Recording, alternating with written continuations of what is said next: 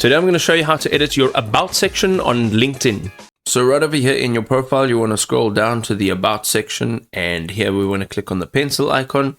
And here we can just use this to make this slightly bigger.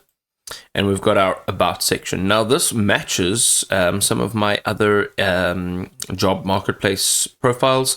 But basically what you're going to do in here is just type out who you are, what type of work you've done in the past, and why you should be the person to be hired.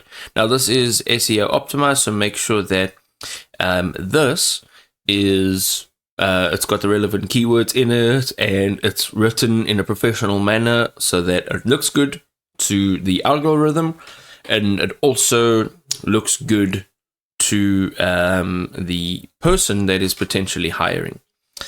You can also come down over here. There are some skills. So here you can showcase your top skills within the About section. And once you're done, you're going to click on Save.